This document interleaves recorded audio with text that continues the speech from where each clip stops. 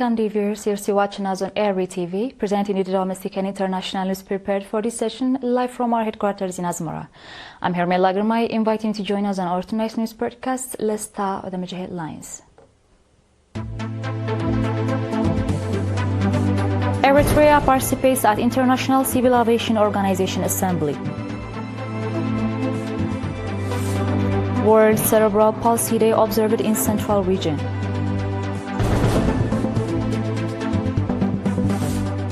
Hamas denies agreeing to disarm.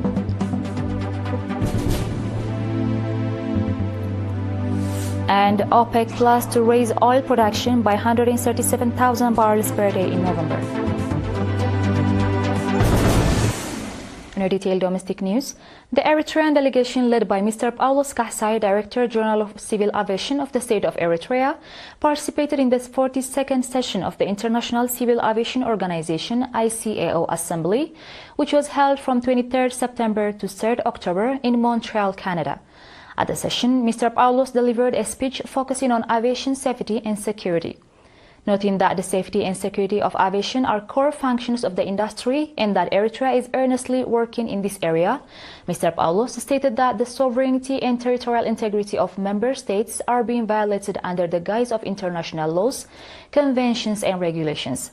He called on the organization to refrain from engaging in activities that undermine its integrity, pride and reputation. Mr. Paulos also reminded the Assembly that aviation emissions account for only 2% of total global emissions, stressing that the goal of reducing aviation emissions to zero by 2050 would be detrimental to developing countries while benefiting industrialized member states. He emphasized that the focus should instead be mitigating the effects of the remaining 98% of global emissions. Regarding human resource development, Mr. Paulos indicated that the Eritrean Civil Aviation Authority is conducting effective training programs in aviation and has launched ICAO-approved theoretical and practical training programs.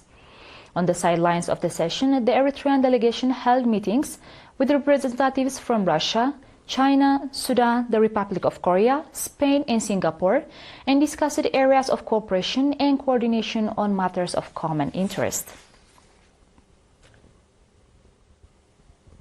World Cerebral Palsy Day, 6 October, was observed in Asmara at the national level under the theme, "We call for overall support to people living with intellectual and developmental disability."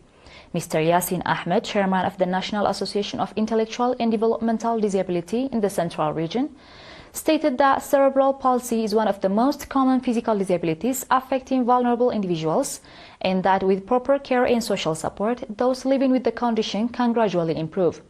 Mr. Yasin went on to note that there are over 17 million people globally and more than 1,600 at the national level living with the cerebral palsy.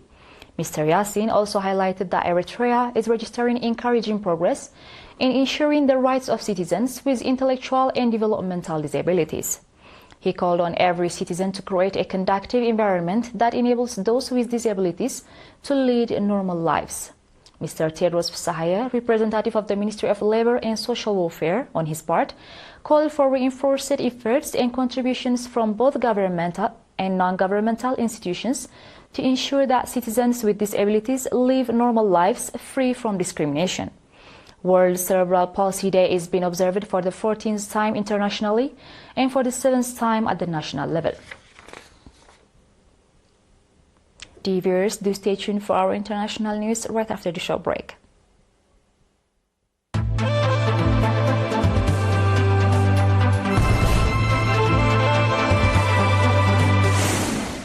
Welcome back. The Palestinian militant group Hamas yesterday denied media reports suggesting it was ready to disarm immediately to implement US President Donald Trump's ceasefire plan. Earlier in the day, several media outlets reported, citing anonymous sources, that the group had agreed to hand over its arsenal to a Palestinian Egyptian body under international supervision and has informed the US of its decision. However, Hamas was quick to deny the fabricated claims, stating its position is communicated only through official channels. The group said in a statement that what was published is baseless and aims to distort the position of and confuse people's opinion. Hamas partially agreed to Trump's plan on Friday, signaling its readiness to hand over surviving Israeli hostages and the bodies of the deceased, as well as to transfer the governance of Gaza to a Palestinian body of independence. In other news, OPEC Plus will raise oil output from November by 137,000 barrels per day, said yesterday, opting for the same fairly modest monthly increase as in October, amid persistent worries over a looming supply glut. The group, comprising the Organization of the Petroleum Exporting Countries, plus Russia and some smaller producers, has increased its oil output targets by more than 2.7 million barrels per day this year, equating to about 2.5% of global demand.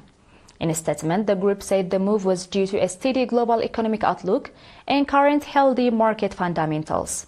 It added the production adjustments may pause it or reverse it as market conditions evolve.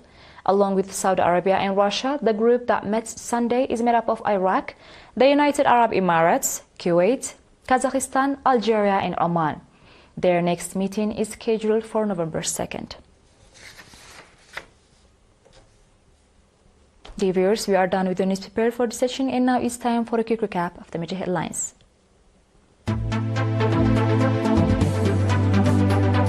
Eritrea participates at International Civil Aviation Organization Assembly.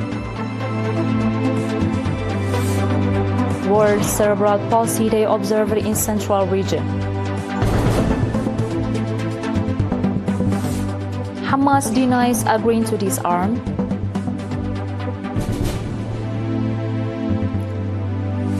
And OPEC Plus to raise oil production by 137,000 barrels per day in November. Ladies and gentlemen, that was all for tonight. Thank you for having us and have a blessed one.